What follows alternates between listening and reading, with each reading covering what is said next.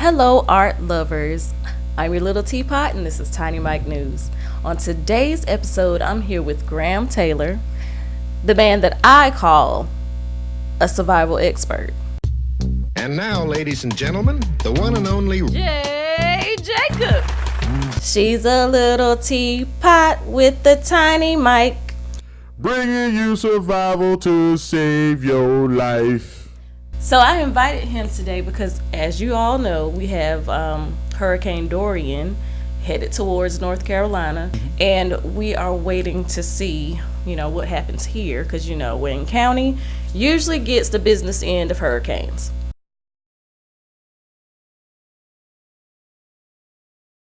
I do not in any way guarantee your safety if you follow these steps. This is just to help.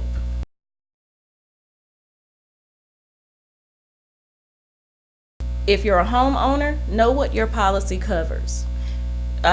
Most policies don't cover flood, from my understanding. So you really need to find out exactly what it covers, how much of your roof it will cover if something happens, that kind of thing.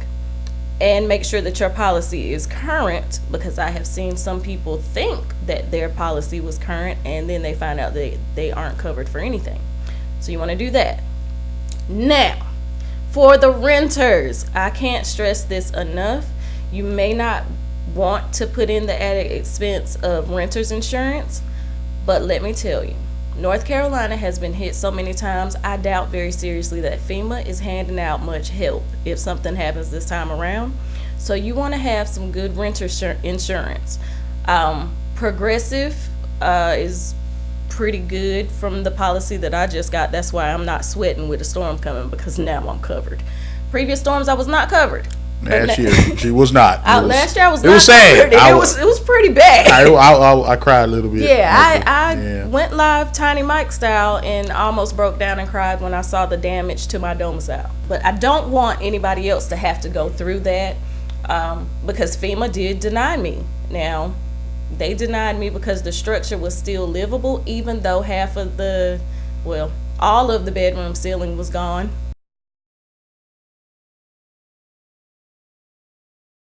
Today, while I was out in the woods logging, I decided to go by to get me a pair of safety glasses, because 1,000-pound log fall on you, safety glasses is what you need. And I stopped by Walmart, and I would like to say that apparently some people have been listening to me, because there was still milk, bread, and eggs. Now, all of the water was gone. Good job, people. Your Rasmodo's canned goods, but yeah, I saw that. It touched me a little bit. It made me feel like the past 3 years that people have been listening.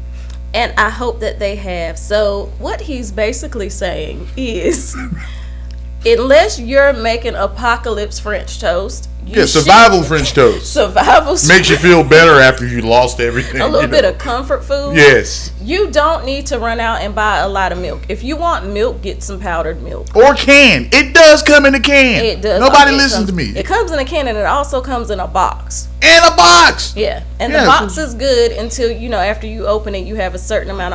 You just read the label. I'm not sure how many hours you have before it goes bad. The main thing about food supplies is don't wait till the last minute, because everybody is in the grocery store snatching up bread, milk, and eggs. So you want to get your canned goods throughout the year, as Graham was telling me. He was like, you don't wait till the last minute. You eat canned goods anyway, so throughout the year, just rotate them out. Rotate them out as you go, so that way you'll have a nice supply in your cabinets, and you ain't got to look in there and see some chili beans from 2013. That actually happened to me last week. I forgot one, but you gotta rotate them into your meal planning throughout the week. That's right. And of course, water. The rule for water is a gallon per person per day. So you want to think about that. If it's a bunch of women, then y'all need 2 gallons of water. That's not fair. In case that cat get angry. You can use rainwater for that. Just warm that up. No, we're not using purified water for angry kitties, okay? That's just survival. You might not smell that good. Hey, you might not look at Robin will be using purified or distilled water.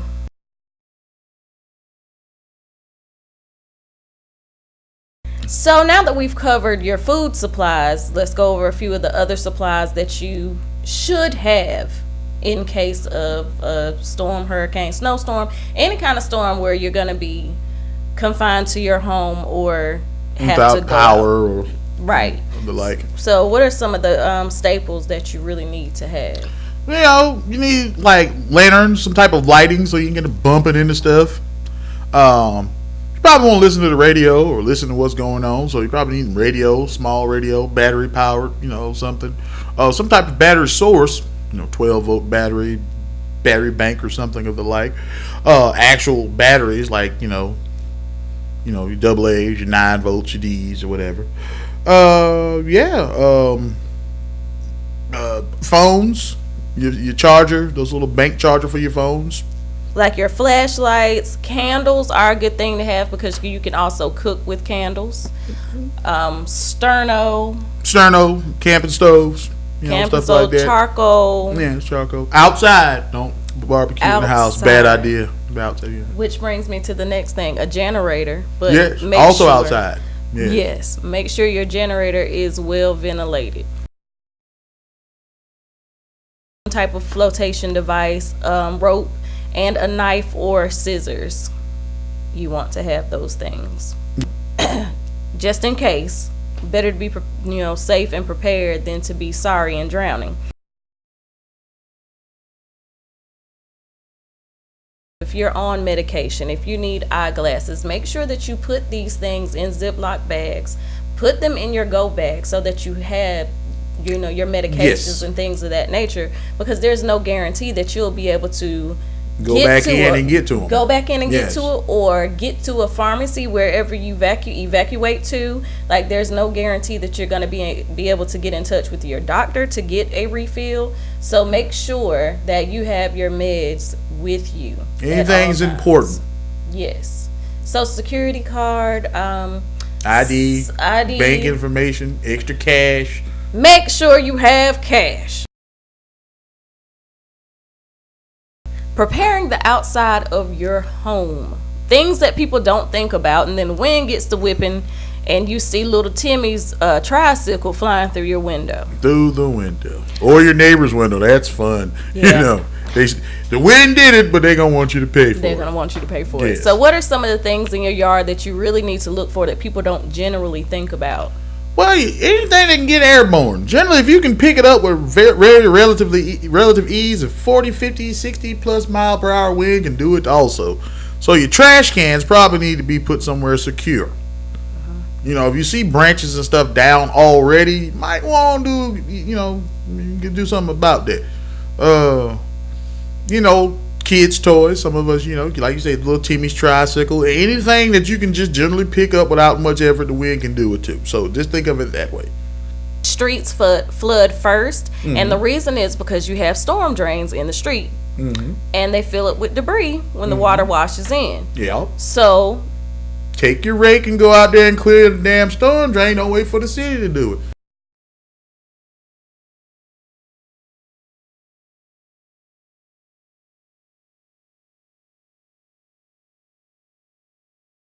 Utility shut-offs. Where's your gas shut off? Where's your water cut off? Because it's unlikely it might happen, but your water main could be ruptured. Your water lines in your house could be ruptured due to stuff falling or the roof falling in or something like that. If you want to minimize the damage, the water meter's usually out toward the street with the cutoff. Another thing, the people who in the city who do have gas, you probably want to know where that gas shut off is. That's important. Because like you say, structural damage, you don't know what happened to the lines, and then you're having a nice smoke after you thinking God you're alive, then boom, big smoking crater, and you don't want that to happen. Electricity, you might want to know where that is. That's usually, it's a big gray box that comes to, you follow the line to your house, because when, like I said, if there's structural damage, there's flooding or something like that, you never know, these live wires could be in contact in the water and give you a nice shock when you decide to go in your house. So you need to know these utilities. If you live in a house, apartment, duplex, whatever, know what these utility shut-offs are. It will benefit you greatly.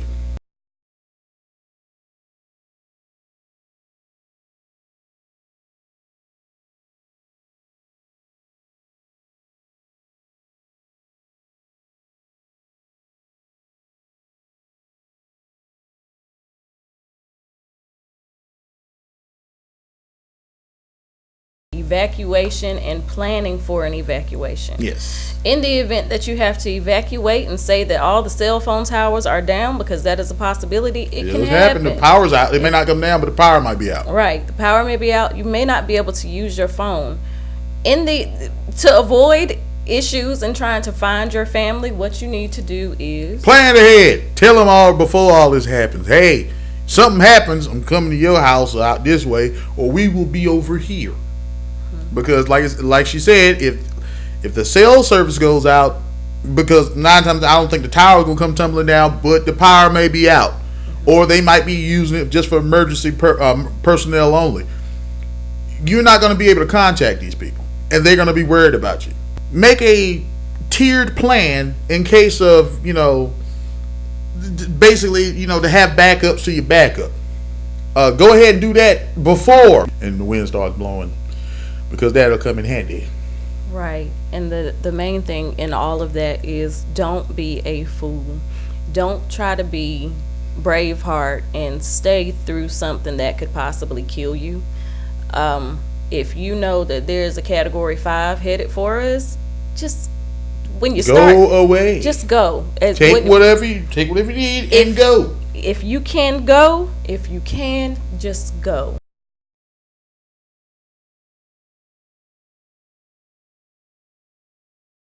Tiny Mike News was birthed during a hurricane. So yes, it was. It was. Tiny Mike was created due to a hurricane. So I felt it was only right for me to do a video to save people some trouble from the things that I've experienced. The other thing that I will say, because during Matthew I lost all of my shoes.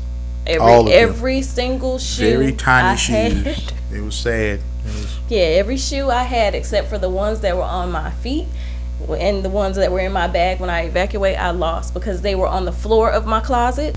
So bring things off the floor. If you have electronics that you store under something, because I lost the laptop that way too. I lost my PS2. Yeah, that's a good point. Game systems, things like that, people usually have on low shelves. Move everything to a higher shelf, in hopes that will help with water coming in. Now, on the flip side of that, during Florence, the roof came down, so can't win. You can't get over, and you can't get out of it. You can't break even. You can't get out of jail.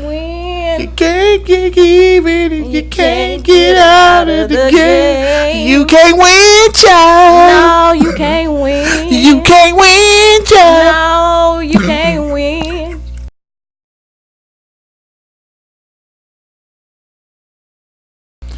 Okay, let's go back through the list. So you want to get number one.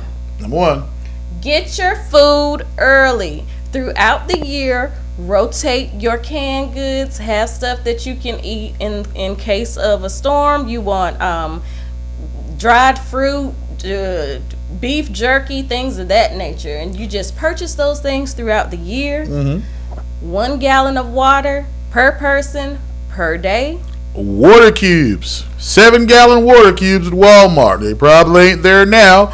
But if any of you nice people listen to me off of that Facebook for the past 3 years, I may have said something to sound exactly like that. So, yeah. Preparing your yard. Yeah. Removing and securing projectiles, things that you could lift yourself can probably be lifted by wind. And then in certain circumstances, some things that you can't lift can still be lifted by wind. Yes. So there's that. Your utility shutoffs, know where they are and how to. Gas, water, electricity. These are the 3 biggies.